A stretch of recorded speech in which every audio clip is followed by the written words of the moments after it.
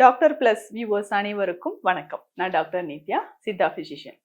நம்ம எல்லாருக்குமே என்றுமே இளமையாக இருக்கணும் அப்படின்னு தான் நம்ம ஆசைப்படுவோம். அந்த மாதிரியான வழிமுறைகள் தான் சித்தர்கள் நமக்கு சொன்னது. என்னன்னா, என்றைக்குமே நம்ம இளமையாக இருக்கணும் சில காயக்கற்ப வழிமுறைகளை நமக்கு சொல்லியிருக்காங்க. இந்த காயக்கற்பம் அப்படின்னு சொல்லும்போது நம்ம உடலை நோயிலிருந்து பாதுகாத்து ஆரோக்கியமாக இருக்கிறதுக்கான வழிமுறைகள் தான் நிறையவே சொல்லியிருப்பாங்க. ஸோ அந்த மாதிரி நம்ம உடலை எப்போதும் இளமையாகவும் ஆரோக்கியமாகவும், முக்கியமாக நான் சொல்லக்கூடிய இந்த விஷயங்கள் ஒரு காயகற்ப முறையாக மட்டும் இல்லாம நம்ம ஆரோக்கியமாக இளமையாக ஆண்களுக்குமே இது வந்து ரொம்ப முக்கியம் அப்படின்னு சொல்லலாம். ஸோ வீரியத்தன்மை குறைஞ்சு இருக்கு, விந்தணுக்களோட எண்ணிக்கை குறைவாக இருக்குன்னா இதை வந்து ஒரு சிறந்த பெஸ்ட் ஒரு மருத்துவ முறையாக இதை நம்ம வந்து பயன்படுத்தும் போது நல்லாவே ஒரு பலன் நமக்கு கிடைக்குதுன்னு சொல்லலாம்.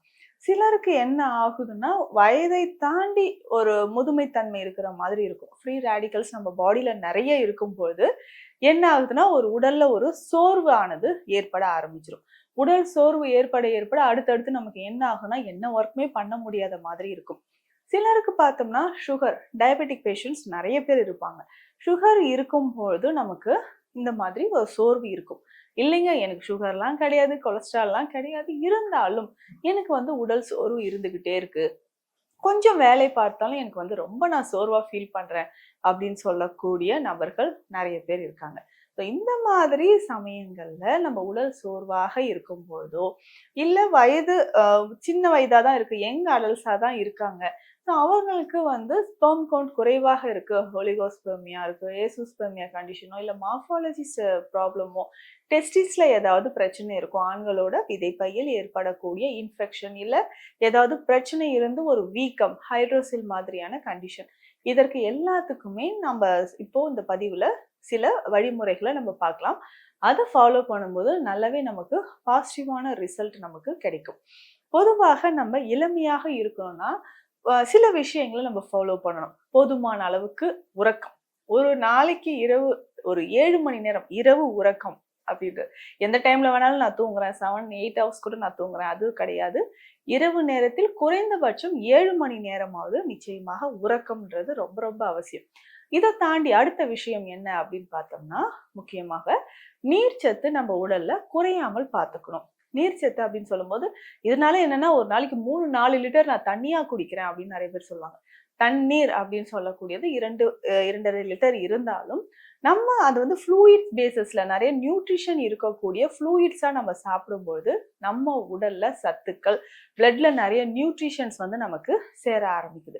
அப்போ பழங்கள் அப்படின்னு சொல்லும்போது ஃப்ரூட்ஸை வந்து நம்ம ஜூஸ் மாதிரியோ, இல்ல சில பழங்கள்ல நிறைய ஃபைபர் கண்டென்ட் இருக்கும். சாத்துக்குடிலாம் நம்ம சாப்பிட்றோம், இல்ல பைனாப்பிள்லாம் அப்படியே ராவா கடிச்சு சாப்பிட்றது, அதோட ஃபைபர் எல்லாமே நமக்கு உள்ள போகும்போது எதற்காக இதை சொல்றோம்னா, ஃபைபர் கண்டென்ட் நம்ம குடல் பகுதியை ஆரோக்கியமாக வச்சுக்கிறதுக்கும் குடல்ல இருக்கக்கூடிய கழிவுகளை வெளியேற்றும்.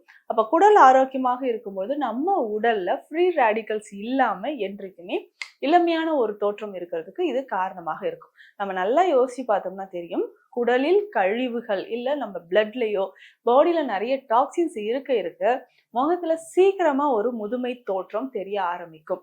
அப்போ நம்ம என்ன பண்ணோம்னா, அப்பப்போ பாடியில இருக்கக்கூடிய டாக்ஸின்ஸ் வந்து ரிமூவ் பண்றது, வெளியேற்றுறதுக்கு சில வழிமுறைகளை நிச்சயமாக நம்ம ஃபாலோ பண்ணிக்கணும். அதே மாதிரி ஒரு இளமை தோற்றம் அப்படின்னு சொல்றது எதுல இருக்கு? நம்மளுடைய முடி வந்து நரைச்சி போயிருக்கு அப்படின்னா சொல்லுவாங்க, ஏஜ் ஆயிடுச்சு அப்படின்னு. தோல்ல வந்து சுருக்கங்கள் இருக்கும்போதும் நமக்கு இந்த மாதிரி வயதான ஒரு தோற்றம் தெரியுது அப்படின்னு சொல்லுவாங்க. அப்போ தோல்ல சுருக்கங்கள் இல்லாமல் இருக்குன்னா சில மூலிகைகள் சித்தர்கள் சொல்லியிருக்காங்க. இந்த மூலிகையில இருந்து செய்யக்கூடிய மருந்துகளும் நமக்கு பயன்படுது. இதுல ரொம்ப சிம்பிளா பலரும் அறிந்த ஒரு மூலிகை அப்படின்னு பார்த்தோம்னா முருங்கை. முருங்கை அப்படின்னு சொல்லும்போது எங்கேயுமே பரவலாக கிடைக்கக்கூடியது. முருங்கை இலைகளாக இருந்தாலும் சரி, முருங்கை காய், அதுல இருந்து இருக்கக்கூடிய விதைகள், அதுவுமே மருத்துவ குணங்கள். முருங்கை பட்டையில இருந்தனா நம்ம ஸ்பெஷலா வாத நோய்க்கும் சரி, இந்த வெரிகோஸ் வெயின் ப்ராப்ளம் இருக்கிறவங்களுக்கும் நம்ம ஸ்பெஷல் மெடிசின்ஸ் பட்டையில இருந்து நம்ம செஞ்சு கொடுக்குறோம். அப்படி இந்த முருங்கையில இருந்து கிடைக்கக்கூடிய ஆயில், மொரிங்கா ஆயில் அப்படின்னு சொல்லுவோம். இதை வந்து தவறாமல் நம்ம பயன்படுத்தும் பொழுது நம்ம உடல் ஆரோக்கியமாகவும் இளமையாகவும் இருக்கும். ஆண்களை பொறுத்த வரைக்கும் நிறைய மூலிகைகள் இருந்தாலும் முருங்கை அப்படின்னு சொல்லும்போது அது தொடர்ந்து முருங்கை விதைகளோ, நம்ம முருங்கை பூ, இலைகளை பயன்படுத்தும் பொழுது நமக்கு ஸ்பெர்ம் கவுண்ட் வந்து நல்லாவே இன்க்ரீஸ் ஆகிறத நம்ம பார்க்க முடியும். பொதுவாக நம்ம முருங்கை எண்ணெய் அப்படின்னு சொல்றோம் இல்லைங்களா, முருங்கை ஆயில், இதை எப்படி பயன்படுத்தணும் அப்படின்னு பார்த்தோம்னா, நைட்டு தூங்கும்பொழுது தினமும் இரவு வந்து நம்ம தூங்குறதுக்கு முன்னாடி இந்த முருங்கை ஆயில கொஞ்சம் டிராப்ஸ் எடுத்து முகத்துல, கண்ணுக்கு கீழே, கழுத்து எல்லா இடங்கள்லையும் ஜென்ட்லா நம்ம மசாஜ் பண்ணிக்கணும். இப்போ இரவு வந்து தூங்குறதுக்கு முன்னாடி இதை முகத்துல நல்லா அப்ளை பண்ணிட்டு தூங்கணும். டெய்லி இதை ஃபாலோ பண்ணிட்டு வந்தோம்னா முகத்துல இருக்கக்கூடிய சுருக்கங்கள், மெலஸ்மா அப்படின்னு சொல்லக்கூடிய மங்கு, ஸோ அந்த மெனோபாஸ் டைம்ல ஏற்படக்கூடிய சில பிரச்சனைகள் இருக்கும். நிறைய பேருக்கு வாட்ஸ் மறு வர்றது, கருமை நிறத்துல திட்டுக்கள் ஏற்படுறது, இதை எல்லாமே சரி செய்யறதுக்கு நமக்கு இது பயன்படுதுன்னு சொல்லலாம். அடுத்ததாக இந்த முருங்கை ஆயில எப்படின்னா தினமும் காலையில ஒரு 10 துளி அளவுக்கு, ஒரு நாளைக்கு 2 வேளை கூட குடிக்கலாம். காலை இரவு 2 வேளையும் ஒரு 10 துளி அளவுக்கு பால்ல கலந்து நம்ம குடிக்க போறோம். ஸோ இந்த மாதிரி பால்ல கலந்து இந்த முருங்கை ஆயிலை நம்ம பயன்படுத்தும் போது நம்ம உடல்ல நரம்புகள் பலமாக இருக்கும். மூட்டுக்களில் ஏற்படக்கூடிய பிரச்சனைகள் வந்து குணமாகுது. நிறைய பேருக்கு அந்த மூட்டுக்களுக்கு இடையில இருக்கக்கூடிய லூப்ரிகேஷன் குறையுது, சைனோவியல் ஃப்ளூயிட் குறையுதுன்னா அதை சரி செய்யறதுக்கும், முக்கியமாக ஆண்களுக்கு விந்தணுக்கள் எண்ணிக்கையை அதிகரிக்கிறதுக்கு இந்த முருங்கை ஆயில் பயன்படுது.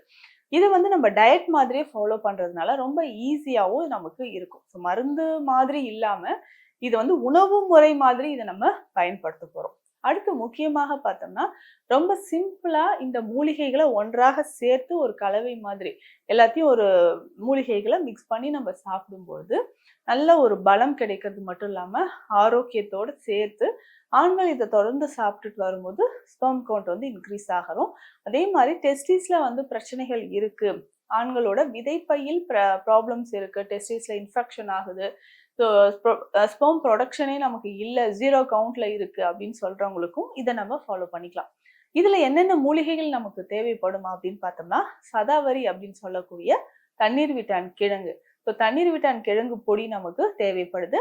நிலப்பனங்கிழங்கு பொடி நமக்கு தேவைப்படும். ஸோ இது எல்லாமே தனித்தனி மூலிகை பொடிகளாக நம்ம வாங்கி எடுத்துக்கணும். இப்போ இதுல வந்து தண்ணீர் விட்டான் நான் சொல்லியிருக்கேன். அடுத்ததாக நிலப்பனங்கிழங்கு இதோட பொடியும் தேவைப்படும். அஸ்வகந்தா பொடி நமக்கு தேவைப்படுது. இதுல பாதி அளவுக்கு நமக்கு சுக்கு பொடி தேவைப்படும். அதே சுக்கு பொடி எந்த அளவுக்கு எடுக்கிறோமோ அதே அளவுக்கு ஏலக்காய், சீரகம், இந்த ஏலக்காய் சீரகம் இதோட அளவுக்கு பாதி அளவுக்கு நமக்கு ஜாதிக்காய் தேவைப்படும். ஜாதிக்காய் எந்த அளவுக்கு எடுத்திருக்கிறோமோ அதே அளவுக்கு நமக்கு முருங்கை விதைகளும் தேவைப்படும். இத்தனை மூலிகைகளையும் எடுத்து நம்ம என்ன பண்ண போறோம்னா நல்ல ஃபைன் பவுடரா ரெடி பண்ணிட்டு இதை பாலோடு கலந்து சாப்பிடணும். காலை இரவு 2 வேளையும் பாலோடு கலந்து சாப்பிட்டுட்டே வரணும். ஸோ இதுல இருக்கக்கூடிய மூலிகைகள் இந்த தண்ணீர் விட்டான்னா கிழங்கு, தண்ணீர் விட்டான் கிழங்கு நம்ம உடல்ல இருக்கக்கூடிய அதிகப்படியான உஷ்ணத்தை வந்து குறைக்கிறதுக்கு ரொம்ப முக்கியமான ஒரு மூலிகை அப்படின்னு சொல்றோம். இப்போ தண்ணீர் விட்டான் கிழங்கு பாலோட கலந்து சாப்பிடும்போது நமக்கு வந்து ஒரு நல்ல முன்னேற்றம் நமக்கு கிடைக்க ஆரம்பிக்கும். அதற்கு அடுத்ததாக நம்ம சொன்ன நிலப்பனங்கிழங்கு, அதுவுமே நல்ல ஒரு கூலண்ட் அப்படின்னு சொல்லலாம். உடல் உஷ்ணத்தை வந்து குறைக்கக்கூடியது.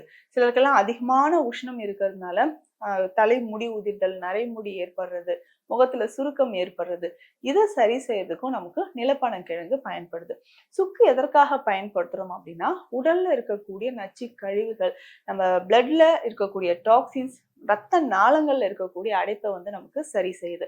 அதே மாதிரிதான் நமக்கு இந்த ஜாதிக்காயை பொறுத்த வரைக்கும் பெஸ்ட் ஒரு நர்வின் டானிக் அப்படின்னு சொல்லலாம். இரவு நேரத்தில் உறக்கம் இல்லாமல் இருக்கிறவங்களுக்கும் இது பயன்படுது. அதே மாதிரி ஆண்களுக்கு இந்த விந்தணுக்கள் பிரச்சனை இருக்கக்கூடியவங்களுக்கும் பயன்படுது அப்படின்னு சொல்லலாம். இந்த மூலிகைகள் எல்லாமே ஒன்றாக சேர்த்து நம்ம பயன்படுத்தும் பொழுது ஒன்றா நல்ல பவுடரா மிக்ஸ் பண்ணிட்டு காலை இரவு 2 வேளையும் பாலோடு கலந்து சாப்பிடும்போது ஒரு நல்ல முன்னேற்றம் கிடைக்கும். இது எத்தனை நாட்கள் சாப்பிட வேண்டும்? 1 மண்டலம் அளவுக்கு. ஸோ 48 நாட்கள் சாப்பிடணும்.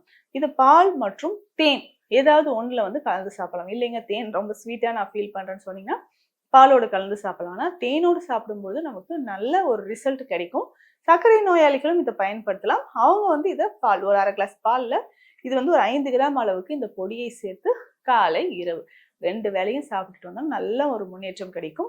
இதனோட சேர்த்து பார்த்தோம்னா மாதுளை, தர்பூசணி இந்த மாதிரி பழங்கள் வந்து தொடர்ந்து ஒரு நாளைக்கு மாதுளை சாப்பிட்டோம்னா ஒரு நாள் தர்பூசணி சாப்பிடணும். அதே மாதிரி தொடர்ந்து இல்ல டெய்லி ஒரு மாதுளை நம்ம அதுவும் நாட்டு மாதுளைனா ரொம்ப நல்ல ஒரு ரிசல்ட் நமக்கு கொடுக்கும். இந்த மாதிரி அந்த பழ வகைகள்ல நம்ம மாதுளை தொடர்ந்து நம்ம சாப்பிட்டுட்டு நான் சொன்ன இந்த மூலிகைகளும் மருந்தாக பயன்படுத்தும் பொழுது என்றைக்குமே இளமையாகவும் ஒரு ஸ்பெர்ம் கவுண்ட் வந்து இன்க்ரீஸ் ஆகிறதுக்கும் இது வந்து ஒரு பெஸ்ட் மெடிசன் அப்படின்னு சொல்லலாம். நிச்சயமா ட்ரை பண்ணி பாருங்க. இந்த பதிவு உங்களுக்கு பயனுள்ளதாக இருக்கும் நம்புறேன். மீண்டும் அடுத்த பதிவில் சந்திக்கலாம். நன்றி.